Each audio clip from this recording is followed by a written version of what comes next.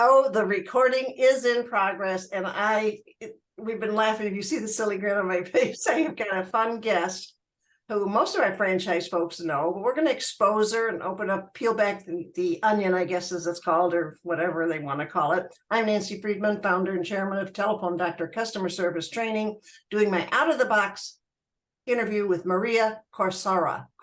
I'll get it wrong. I know what it means. It means pirate. I'm going to call her Maria Pirate. I can spell it, and I apologize, Maria. Look how pretty she looks. A little loud round of applause for Maria. There you go. One for myself. Say it right for me one more time. Corsaro. Corsaro. Mm-hmm. Maria Corsaro. That's all your husband's fault, though. Yes. Yeah. And your it means pirate. It means pirate. So and your maiden name was what? My maiden name was Bevivino, which means drink wine, which I prefer that better than pirate. It's funny how most Italian names mean something, don't they? Mm-hmm. Yeah. Well, when I went to Italy and I checked in a lot of hotels, I got a lot of giggles. They thought it was funny. But I'll bet. I'll bet. When were you in Italy? A while ago, before I was married. So. All right. Well, I know you were in Islamorada, and I'm going to get that topic over with because there's only a very few of us around that know about Islamorada. And so my first question when I hear about it is, and we're going to get into your business, which I find so fascinating. I like to know how people found Islamorada. And just for our watchers, if there are any out there, Islamorada is about 90 miles south of Miami and 90 miles north of course, Key West. It's right in the middle of the Florida Keys. We used to not want to tell anybody where we had a condo because we didn't want anybody coming there. It's back to the 50s. Is it not, Maria? Yeah, it's like the best kept secret. My husband and I were there. Actually, he had a business trip in Hollywood, Florida. And so we were like, we have one day left. What do we want to do? Let's drive as far down the Keys as we possibly can and see where we end up. And so we went through a couple of the Keys. I can't remember off the top of my head. Key Largo, yeah. Key Largo. And it was like, oh, but when we hit Islamorada, we were like, oh, and we saw like the water was just crystal blue. And my husband's an avid boater. So saw all the boats gathered out and looked like one big party. And he's like, oh, I love it here. It's like, they probably saw the sandbar way out into the ocean, which it was just amazing. So we made it a point to make a vacation later that year to go back, and we went all the way down the Keys and we stood in Islamorada. So it is like the best kept secret. Yeah, and I'm so glad you found it. And I know that I tried to get you to go to some of the restaurants. There are amazing restaurants in Islamorada. Talk about best kept secrets. Let's talk, because this is unscripted, unedited. Yep. Maria and I usually like people that I've never met before. I just know them on LinkedIn. And this is sort of like that. I've only spoken to you once or twice before, and I know that you're very talented and a female entrepreneur, which people love, and we want to hit on that a little bit. So go for your story on how yours. I know how my Zoom career started. How did your Zoom career start? My Zoom career start. Well, I have been in the media industry for about 30 years. I started my career at a radio station at KYW News Radio in Philadelphia. And I know you are very familiar with the radio business. Great business, loved it. But then I left the industry, and I had my son. Decided to stay home with him I did what they called sequencing, right? Found out that I was pregnant with my second son 6 months after I had my first son. So I just didn't sleep. Naughty girl. Didn't plan that, but I give stay-at-home moms all the props in the world. I just did not sleep. But one thing about having my sons so close together was they kind of went to school at the same time. So I went from crazy busy to having a few extra hours in the day. I'm going, okay, I need to do something. I need to do something. So one of the things I did on the weekends once I left my career job was, my husband's a musician and I'm a singer, and I started working for an entertainment company, singing weddings and parties and doing the wait. Don't just gloss by with I'm a singer. I mean, that very few of us know a professional singer. so now everybody, Maria is a professional singer, and I'm just learning about this. I mean, you have a good voice, obviously. I've always enjoyed music, singing, did theater in college and so forth, and played in bands, played in wedding bands, and loved jazz. I love Ella Fitzgerald, just love that music, musicals, classical. I love all of it. So, just was always in bands, and that's how I met my husband, because I joined a band and he was the guitar player. And this is a movie. I see a movie. Hollywood movie. That's how we met. And so for years we played music together. He's still playing. I'm not singing as much anymore. Kind of been busy. What does he play, this or banjo? Electric guitar. He's a shredder. He's a rock guitarist. It's really interesting. I was into jazz. He was into rock music. So it was quite an interesting blend of musical taste in our house. So that's what I did kind of to make ends meet, because I left a career job. I really had no intention to, be in the industry, but the universe works in strange ways. And my husband said, why don't you call the entertainment company and find out like if they can use a part-time marketing? And I was terrified, because when you're out of the business world for several years and things had changed so fast with the internet, and I felt really dumb, and I was like, but I'm like, you know what have I got to lose? And I called, and the next thing you know, one of the owners of the company, I guess he kind of had an agency. He really didn't have an agency. He was more of a consultant. And that's how I got involved with buying media for franchises. And the company just grew organically. We really didn't do any business development. It was just really word of mouth. And so grew it into a boutique agency. I was kind of running the company from my basement. And we grew to like 21 people from like 3.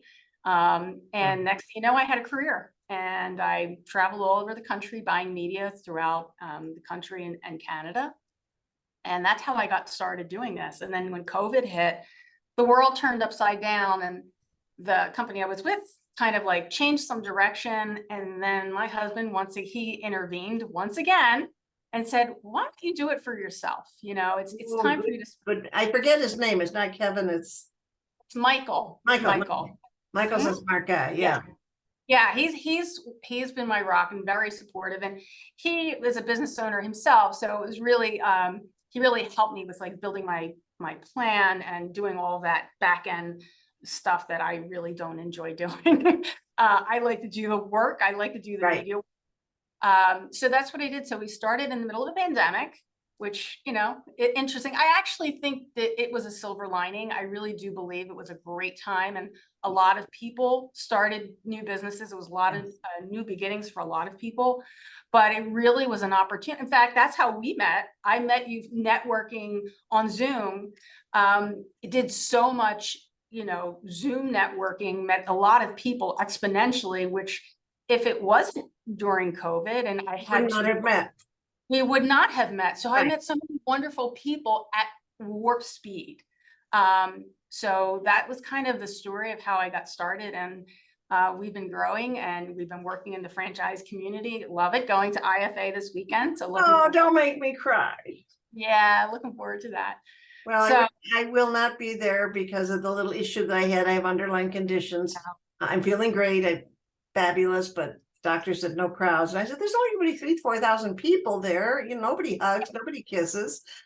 So, and in Vegas, like it's not crowded in Vegas. Right. Oh my gosh. But I just applaud you, and I know you'll do great there. But because we both have a similar background, I am interesting. And I know that some of the franchise folks, you go straight to the franchisee, do you go to the franchisor? Well, I think it's always good to go to the franchisor.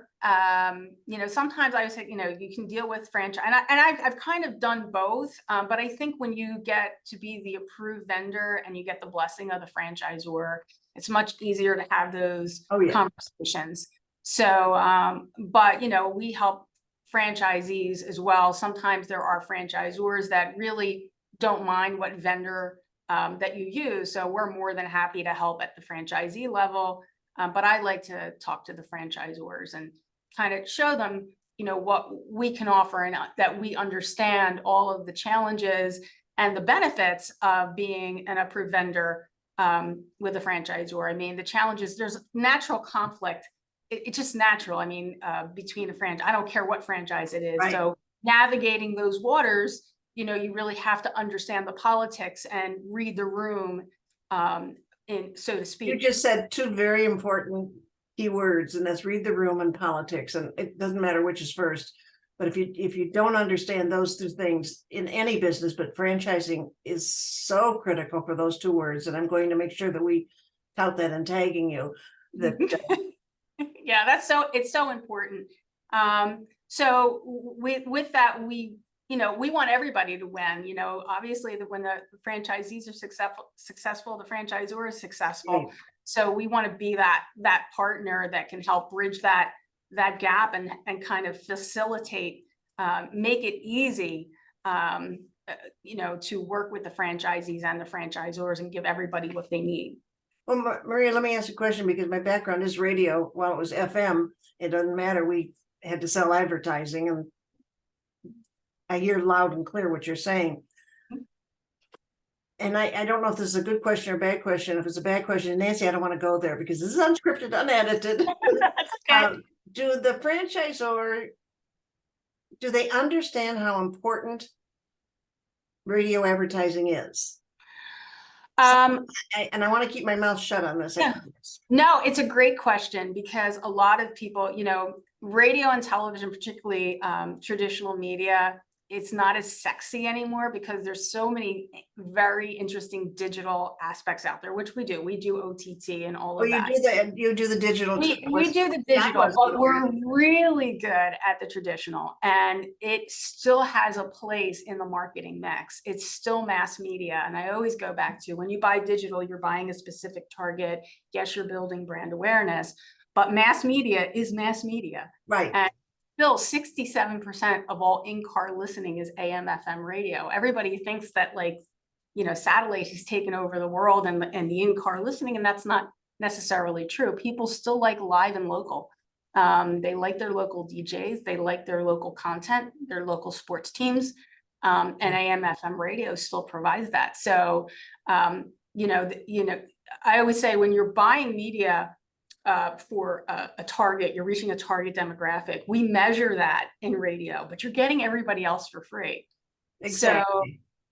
So you're building your brand among future customers. So it's you're getting that share of voice out there. So it's still very relevant, but yes, there's so many wonderful other tactics that you can add to the marketing mix, but it does still have its place in the a very good place, and especially for franchising. I don't know if this is the absolute right time to do it in franchising, because we watch during COVID, watch a lot of more television than ever, and listen to more radio. You're right, in the car, and I don't hear as much franchising as I think there should be. And I want to give you a chance. We're not done with the interview, but how, if somebody says, "Oh wow, that I'm interested in radio advertising," how do they reach you? They can reach me at you can actually go to Corsaro, MCORSARO at ZOOM1MEDIA.com. You can email me. You can call me at 609-938-2555. Okay, wait. I got to give you a telephone doctor tip. Yes. You just screwed up. Okay. No, yes. Doesn't surprise me. I'm so embarrassed to sit in front of when you give a phone number on radio, television, internet, Zoom, anywhere, twice and slowly. Nobody wrote down or remembered what you just said. You're right. You're absolutely right. And I should know better. Yes. I should know better. Repeat your 609. And here's how 609. I tell people, just swallow in between the digit, not all the digits, but the area code, the prefix, and then the four. So 609. 609-938-2555. 2555. 2555. 609-938-2555. That's still a little fast, girlfriend. I'm from. I understand your energy, and listen, it is so easy to find people today. Thank God for the internet. It is so easy, you know, and you're going to there's ZOOM1MEDIA.com. Yeah, that's great. I love that. A little bit of branding, that's all. Hey, that's exactly what we need. There are so many folks I'd love to, you know, sit down and have a drink with, and this is the best way I guess I can do it. Tell me a little bit now, personally, we know you're a professional singer. Do you still do that at all? No, I haven't had time. When my sons, you know, kind of got to the age where their kind of activities took over the weekends, it was really hard to be out at like 2 a.m. and schlepping home from like New York or wherever, and then trying to keep up with 2 toddlers. And then then they played hockey and MMA, and they were I have 2 boys, so very, very active boys. So once that started to happen, I was just, you know, and then of course, once I started my business, this is all in. Yeah, there's an expression, I guess I shouldn't say it on live television, as I say, but when we started our business, my husband wanted me in, well, I'm going to say it. Nancy, it's balls to the wall. Just go. Yes, that's what it is. You're full in, and that probably, I apologize if I offended anybody. Probably nobody even heard it, but okay. So you're going to IFA, you've got a booth. Yes, we're at booth 227. We're actually have co-partnered with some other vendors that have a lot of marketing. It's called the franchise strip. So they're all of us in a row. There's multiple people or vendors that provide non-competing marketing tactics that we provide. So that's great. That's good. So it's going to be a lot of fun. We're going to have a lot. I'm really looking forward to it. Oh, so am I. It starts Tuesday's the 28th. So it starts Sunday. We're flying in on Saturday. That's kind of the registration day. And then it really starts on Sunday, and bringing my comfortable shoes because I remember last year, a lot of walking. Yeah, it's a lot of walking, and a lot of standing. Yeah, I just wrote a booth tip article. Maybe I'll put it up again on LinkedIn, because obviously comfortable shoes are important. And people do forget about the simplest, you know, telephone doctor's all about the simplicity of life. And, you know, that's so simple, Nancy. Well, yeah, why aren't you doing it? Type thing. Anyway, you are a treat. And I know that somewhere along this lively world, what city are you in again? I'm in Ocean City, New Jersey. New Jersey. Oh, I remembered Ocean City, but I couldn't remember where that was. So yes, we're about 6 miles south of Atlantic City. But my company is virtual. I have people in like Charlotte, North Carolina, and Pennsylvania. So we're a virtual company. You are, and I love the name. So we have Maria, who zoomed with Out of the Box Nancy. What else would you like people to know about Zoom1? That we are just in the foxhole with our clients. We really see ourselves as an extension of your marketing team. I always say we don't sell advertising. That's not what we do. We're your advocate to make sure that we're spending your dollars wisely. We have a fiduciary responsibility to make sure that our clients are getting the best value possible for the best outcome. I want to commend you. I want to commend you on something that you may or may not be aware of. And there are so many people that are interviewed, not necessarily here, but just anywhere, and they constantly say, here's what I do, and they've got the disease. Not the gum disease, the disease. You're very proficient, you're very educated, you're very strong. Oh, thank you. And I'm very proud to call you a friend, and I hope that we can get together. And if not, yes, I want to meet you in Islamorada one of these days. Absolutely. And we're going down. When are we going down? Actually, tomorrow. Oh, I'm jealous. We're going down tomorrow, and I was supposed to do an IFA video for me, not for IFA. I am a 2-time IFA speaker, and I'm proud of that. Yeah, 2 years ago, but nevertheless, you know, I've still got people. Oh, I remember when I saw you. Anyway, you're my inspiration. Oh, you're very good to me. You're very sweet. I'm so glad we met. Favorite color, real quick on the last few out of the box questions. Favorite color? Red. Red. Yes. Interesting. All right. Favorite number? 4. Okay. I hope you bet 4 on the roulette wheel.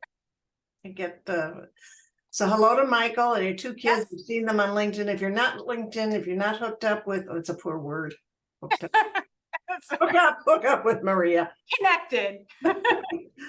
Zoom one, she's somebody special to know. Have fun at IFA. God bless. Thank for you. joining me, Thank you for Maria. having me. Oh, nice to be had, wasn't it? Okay. Yes, lovely. All right. Have a good day. Thank you. You Stay- too. stay Take here. care. I'm just turning it off. Stay on the line with me. Safe travels in Isla Morada. Thank you. Stay on the line with me. I'm just turning it off here. Bye-bye, everybody.